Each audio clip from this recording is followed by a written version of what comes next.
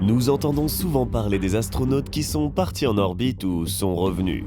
Chacun de ces vols est une épreuve de force, un risque énorme, un défi aux lois de la physique. Mais les humains ne sont pas les premiers êtres vivants à avoir été dans l'espace. Les vrais pionniers étaient des animaux. Différentes créatures, des souris aux singes, ont ouvert à l'humanité la porte des étoiles. Mais que leur est-il arrivé ? Les scientifiques n'aiment pas en parler. Et ce n'est pas sans raison. Dans cette vidéo, vous apprendrez le sort des véritables premiers cosmonautes. Vous découvrirez les informations qui sont généralement supprimées et la raison de ce secret. Vous découvrirez ce qui a réellement permis d'envoyer avec succès une personne dans l'espace. Et quel est le véritable prix du progrès ? Un progrès qui se mesure à la vie des animaux. Avant d'envoyer des personnes dans l'espace, nous devions découvrir ses effets sur les êtres vivants. Mais nous ne pouvions pas risquer la vie des gens tout de suite. Les animaux sont donc venus à la rescousse. Ils sont utilisés dans la recherche aéronautique depuis la fin du XVIIIe siècle. À l'époque, on envoyait un bélier, un canard et un coq dans un ballon. Tous les participants de cette expérience ont survécu. En général, il n'y a rien d'étonnant à cela. Mais dépassons l'ère qui précède l'avion. Nous nous intéressons à l'espace. Les premières créatures vivantes spécialement envoyées dans l'espace étaient de vulgaires mouches à fruits. Elles ont voyagé à bord d'une fusée américaine V2 et sont revenues sur Terre vivantes. La surcharge n'a pas fait de mal à ces petites créatures. Puis 2 ans plus tard, un singe a été envoyé dans l'espace. Il s'agissait d'étudier l'effet de la microgravité sur l'organisme des vertébrés. Et qu'est-ce qui pouvait être plus proche d'un humain qu'un singe ? Le sujet était un macaque rhésus, nommé Albert II.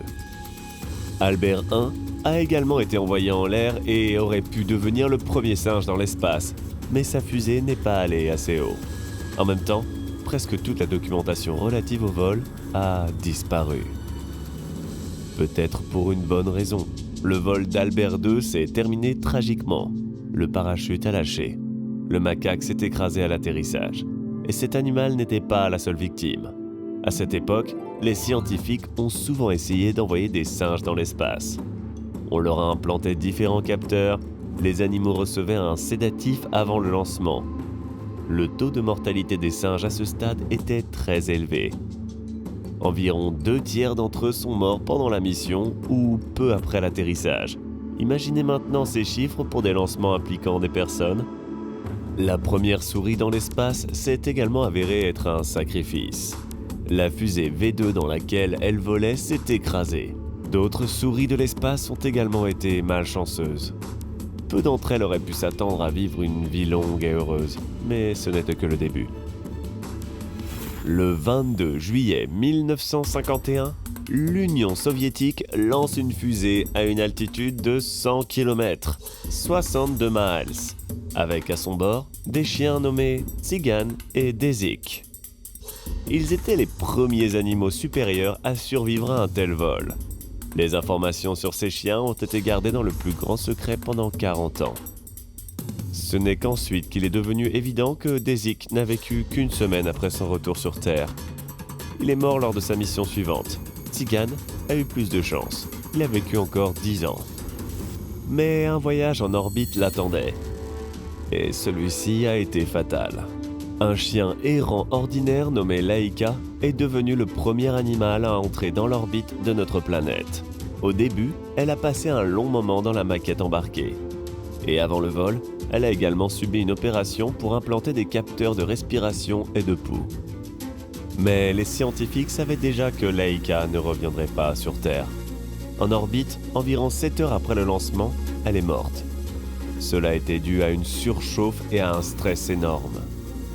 C'est tout simplement impossible à imaginer. Comment se sent un petit chien en orbite, quand il est complètement entouré d'un espace sans vie et dangereux ? Certains pensent que l'absence de système de thermorégulation est à l'origine de la mort de Laika. Selon une autre version, elle serait morte à la suite d'une interruption de son alimentation en oxygène. Il existe de nombreuses possibilités, certaines plus terribles que d'autres. Avec le corps du chien à bord, le satellite a effectué plus de 2000 orbites autour de la planète avant de se consumer dans l'atmosphère. On a parlé de Laika comme si elle était encore vivante. La vérité a été révélée bien plus tard. Après le vol de Laika, les scientifiques ont tenté d'envoyer d'autres chiens, singes, lapins, grenouilles et souris dans l'espace. Tous n'ont pas réussi à quitter le sol. Les fusées explosaient souvent pendant le lancement, mais cela n'a pas arrêté les efforts des scientifiques. Après le vol tragique de Laika, ils ont décidé d'envoyer d'autres chiens en orbite. Il devait s'agir de 2 femelles de couleur claire et jolie. Les premières pour les rendre plus visibles sur les moniteurs. Les secondes pour que les chiens soient beaux sur les photos. Pour ce faire, les chiens meutes Belka et Strelka ont été choisis. Après un entraînement intensif, ils ont passé environ 25 heures en orbite et ils ont réussi à revenir vivants. Cela a fait de Belka et Strelka des stars de l'exploration spatiale. Quelque temps plus tard, après l'atterrissage, Strelka a donné naissance à 6 chiots en bonne santé. Les 2 chiens ont vécu dans une volière de l'Institut jusqu'à la fin de leur jour. Ils ne sont jamais retournés dans l'espace. Mais pourquoi des chiens ? Pourquoi ces animaux ont-ils joué un rôle si important dans l'exploration spatiale ? Ils sont facilement dressables et en bonne santé, et peuvent facilement survivre même dans des conditions terribles. Il y a aussi eu des singes célèbres. Ham est devenu le premier chimpanzé astronaute. Il a aidé les scientifiques à prouver que des tâches simples peuvent être effectuées dans l'espace. Le destin de Ham peut être qualifié de chanceux. Il a survécu. Après son vol, il a vécu dans différents zoos pendant 17 ans. Une tombe en sa mémoire se trouve au musée de l'histoire spatiale. Finalement, il était temps de tenter sa chance. Le 12 avril 1961, Youri Gagarin est devenu le premier humain à aller dans l'espace. Il semblait que l'expérimentation sur les animaux était terminée. Mais en 1969, le macaque Bonnie était censé passer 1 mois en orbite. Mais sa santé s'est gravement détériorée et il a fallu le ramener sur Terre. Un jour après son atterrissage, Bonnie est mort. Malgré cela, son vol a aidé les gens à mieux comprendre l'impact de l'espace sur le corps. De nombreux animaux ont été dans l'espace. Seule une trentaine de singes ont été envoyés.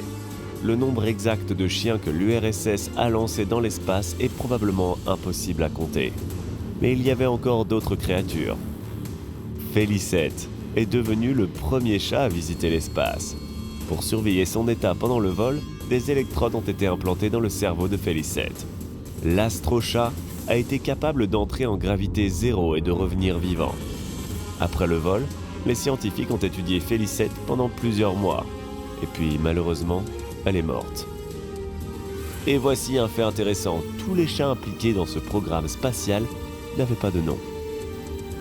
Cela a été fait pour que les scientifiques ne s'attachent pas aux animaux.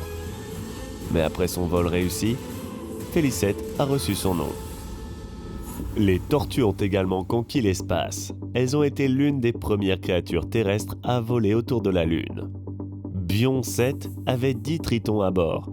Ils avaient été amputés d'une partie de leurs membres avant. C'est ainsi que les scientifiques ont étudié les taux de régénération dans l'espace. En 1990, la Chine a lancé des cochons d'Inde dans l'espace. À l'avenir, il sera de moins en moins probable que les gens aient recours à des mammifères. De nos jours, ils utilisent des insectes, des amphibiens et d'autres créatures de ce genre, dont la plupart sont revenus vivants sur Terre. Au fil du temps, les voyages dans l'espace deviennent plus sûrs, pour nous tous. Tout au long de l'histoire de l'exploration spatiale, les gens ont utilisé des animaux. Mais malgré les pertes, ces animaux ont beaucoup appris aux scientifiques. Ces astronautes à fourrure ont donné leur vie au nom du progrès technologique. Et ils nous ont ouvert la voie vers les étoiles. Si vous avez aimé cette vidéo, mettez un pouce en l'air. N'oubliez pas de vous abonner à la chaîne si vous ne l'avez pas encore fait.